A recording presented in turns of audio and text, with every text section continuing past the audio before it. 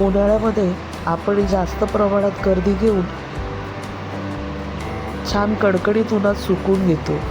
त्याचं डोकं, पाय आणि शेपूट साफ करून झिपलॉक बॅगमध्ये भरून पावसाळ्यासाठी आपण ती साठवून ठेवतो. आज आपण सुक्या कर्दीचं कालवण बनवणार आहोत. चला तर रेसिपीला सुरुवात करूया. साफ केलेली कर्दी आपण गरम पाण्यात अर्धा तासासाठी भिजवून घेतली. आपण तिचे डोकं, पाय आणि शेपूट काढून स्वच्छ करूनच भरली होती. तर आपण अशीच पावसाळ्यासाठी स्टोअर करून ठेवतो. तर आपण आता ही 1 वाटी सुकी कर्दी आपण पाण्यात अर्ध्या तासासाठी भिजत ठेवली होती. आपण इथे गरम पाणी वापरले. आपण इथे 2 टेबलस्पून ऑइल घेतलं आहे. त्याच्यात आपण 3 मिरच्या मधून कट देऊन टाकल्यात.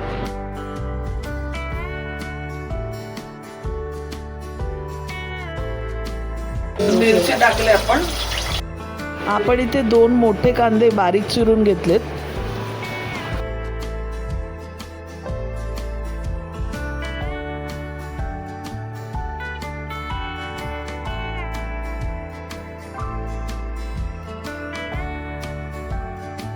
कांदा छान गुलाबी रंगावर फ्राय करून घेऊया. आपण इथे आलं लसूण पेस्ट वापरत नाही. तुम्हाला जर हवं तर तुम्ही टाकू शकता. कारण आपण मागे जी रेसिपी टाकली होती त्यावर बरेच लोकांनी हा प्रश्न विचारला होता की तुम्ही आलं लसूण पेस्ट वापरत नाही का. तर आपण इथे नाही वापरत आलं लसूण पेस्ट. तुम्हाला हवं तर तुम्ही टाकू शकता. आता आपला कांदा चांगला गुलाबी रंगावर फ्राय झाला आहे. आपण मसाले टाकून घेऊया.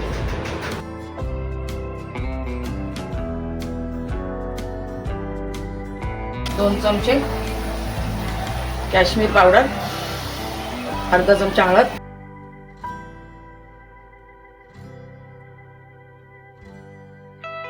आणि 1 चमचा आगरी मसाला.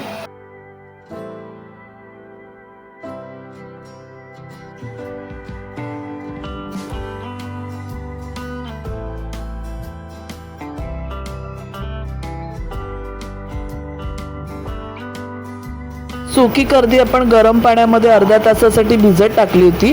ती आता रसामध्ये सोडून घेऊया.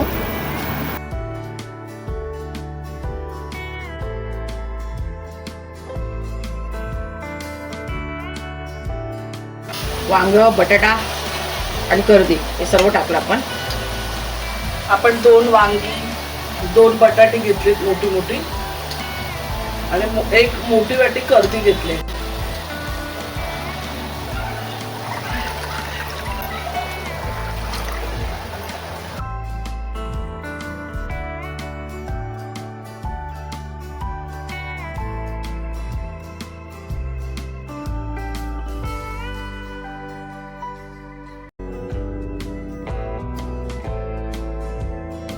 आपण इथे 1 टीस्पून मीठ टाकून घेऊया.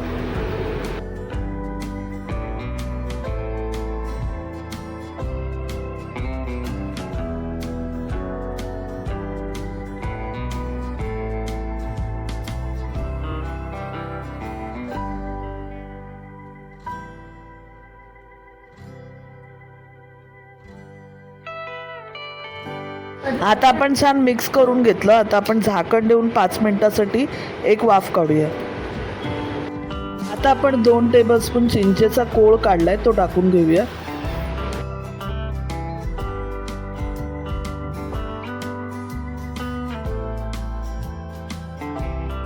आता 5 मिनिटं आपण छान वाफ काढली.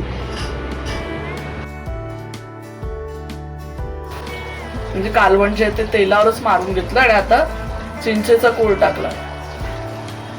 तुम्ही या कालवणामध्ये मुळा, परत कैरी टाकू शकता. अजून काय टाकतो आपण? आंबा, कैरी, म्हणजे काय, भेंडी टाकू शकतो. भेंडे मस्त टाकू शकतो. तर आपल्या चॅनलवर सर्व अवेलेबल रेसिपी आपण टाकल्यात, ते मुळा वगैरे सगळं. तर ह्याच्या खाली मी लिंक देईन व्हिडिओच्या. चॅनलवर सर्व रेसिपी अपलोडेड आहेत. मी खाली लिंक देईन, तुम्ही नक्की बघा. मुशीच्या कालवणामध्ये सुद्धा आम्ही मुळा टाकून भाजी बनवली होती, म्हणजे कालवण बनवलं होतं. तुम्ही ती रेसिपी नक्की बघा. शेंग टाकून बनवलेलं, कैरी टाकून बनवलेलं. तर रेसिपीची लिंक मी नक्की देईन खाली.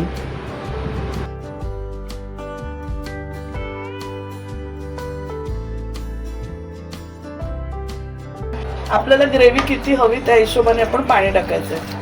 तर आपण याच्यात वाटण वगैरे नाही टाकत, आपण कुकर लावून घेणार आता है ना.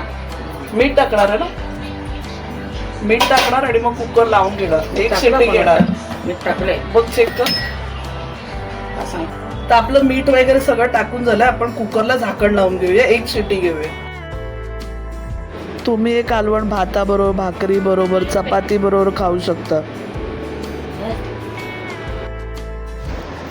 कुकर लावायच्या अगोदर मी त्याच्यामध्ये 5 अंडी सोडली होती.